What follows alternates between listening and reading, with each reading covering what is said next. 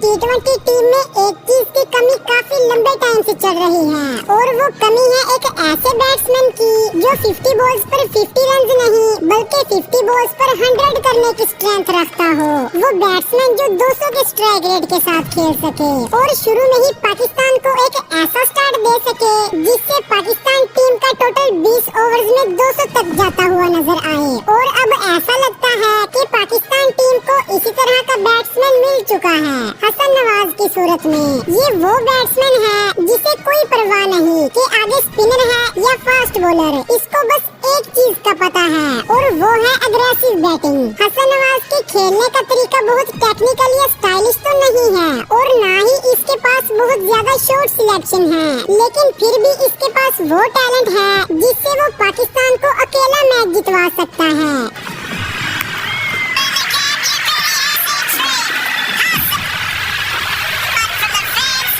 एक टाइम शाहिद अफरीदी हुआ करते थे। जब भी वो बैटिंग करने आते थे तो लोग अपने घर के काम छोड़कर टीवी स्क्रीन के सामने बैठ जाते थे।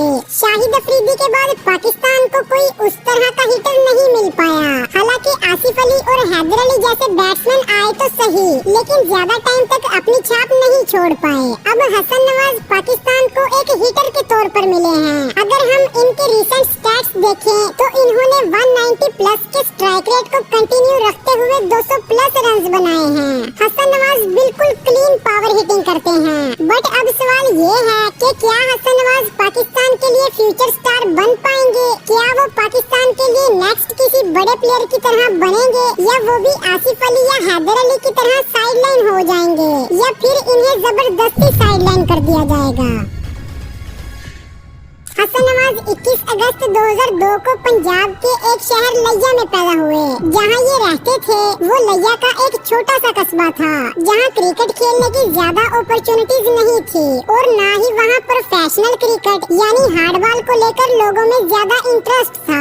यहाँ के लोग ज्यादातर टेप बॉल क्रिकेट खेलते थे और यहीं से ही शुरू हुई हसन नवाज की क्रिकेट जर्नी। लिया में कोई प्रोफेशनल क्रिकेट का सेटअप तो नहीं था और ना ही कोई बड़ा ग्राउंड या कोचिंग, लेकिन हसन नवाज के दिल में क्रिकेट को लेकर बहुत ज्यादा जुनून था।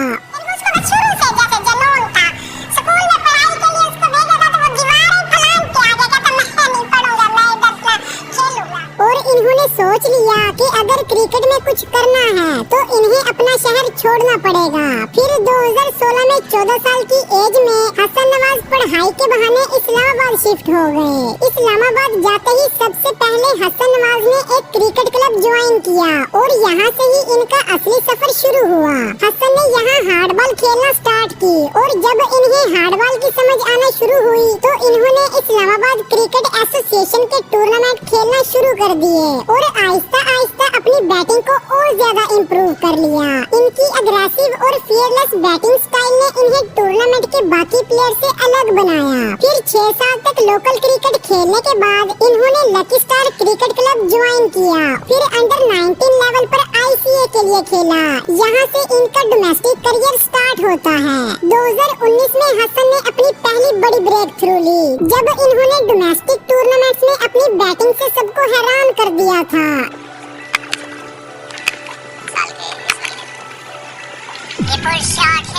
लेकिन असली टर्निंग पॉइंट आया 2022 में जब इन्होंने कश्मीर प्रीमियर लीग में मीरपुर रॉयल्स के लिए खेला और वहां शर्जील खान के बाद सेकंड हाईएस्ट रन स्कोरर रहे।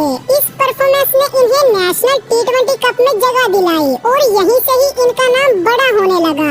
इन्होंने नेशनल टी20 कप में भी अच्छी परफॉर्मेंस दी जिसकी वजह से इन पर 2022 में इस्लामाबाद फ्रेंचाइज की नजर जाती है और इस्लामाबाद इन्हें PSL 8 के लिए पिक कर लेती है। ये सोचकर कि हसन नवाज अपनी डोमेस्टिक वाली फॉर्म को PSL में भी दिखाएंगे, लेकिन नहीं, हसन नवाज अपने डेब्यू सीजन में फ्लॉप हो गए।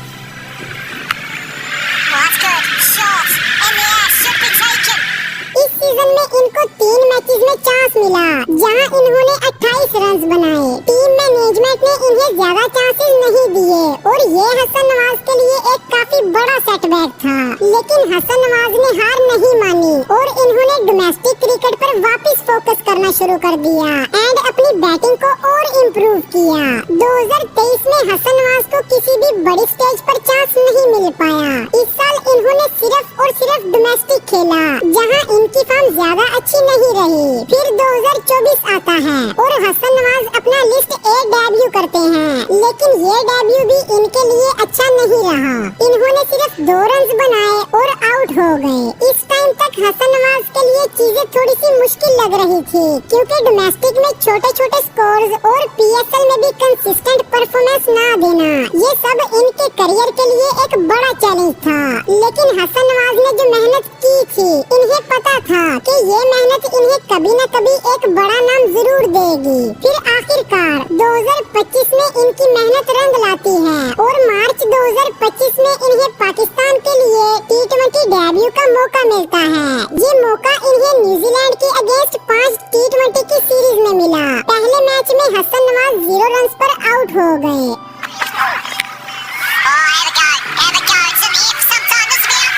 एंड दूसरे मैच में फिर से 0 रन पर आउट हो गए।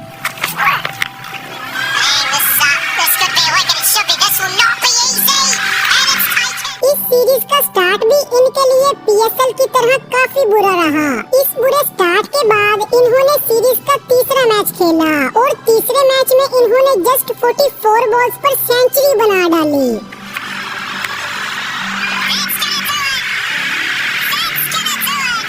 इस इनिंग में इन्होंने टोटल 105 रन बनाए, जिसमें 10 फोर्स और 7 सिक्सेस शामिल थे। इनकी इस एक इनिंग के बाद इनका करियर पूरी तरह से चेंज होने वाला था। इसके बाद हसन नवाज पीएसएल 10 खेलते हैं एंड इस सीजन में इन्हें कोयटा ग्लैडिएटर्स ने पिक किया। फिर इन्होंने इस सीजन का पूरा फायदा उठाया और अच्छा परफॉर्म करके फैंस का ध्यान अपनी तरफ कर लिया। इन्होंने इस सीजन में 399 रन बनाए, जहां इनकी एवरेज रही 57 की और स्ट्राइक रेट 162 का।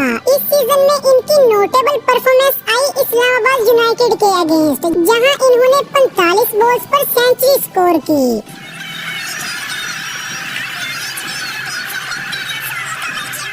इस सेंचुरी के अलावा इन्होंने 3 50s भी स्कोर की, जिसमें से एक इस्लामाबाद के अगेंस्ट और एक मुल्तान के अगेंस्ट एंड एक फाइनल में लाहौर के अगेंस्ट। इनकी इस परफॉर्मेंस ने इन्हें पीएसएल 10 का प्लेयर ऑफ द टूर्नामेंट बनाया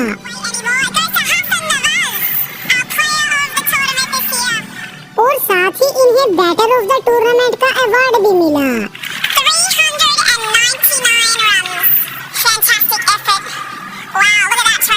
ये 2 अवार्ड्स इनके करियर के लिए काफी बड़ी अचीवमेंट्स थी और इन्हीं 2 अवार्ड्स ने इन्हें काफी कॉन्फिडेंस भी दिया।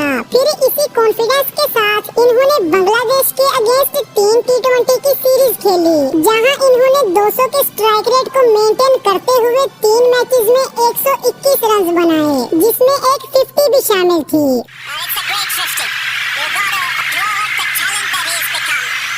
अगर देखा जाए तो हसन नवाज ने अब तक जो परफॉर्मेंस दी है वो काफी प्रोमिसिंग है और हसन नवाज के आने से पाकिस्तान के मिडिल ऑर्डर का मसला भी हल हो गया है। अगर हम हसन नवाज के अब तक के ओवरऑल स्टैट्स देखें तो इन्होंने अब तक इंटरनेशनल लेवल पर सिर्फ T20 क्रिकेट खेली है, जहां इन्होंने 8 मैचेस में 227 रन बनाए हैं, वो भी 192 के स्ट्राइक रेट को मेंटेन रखते हुए।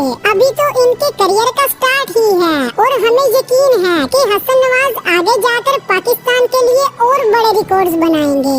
Bye the good bye.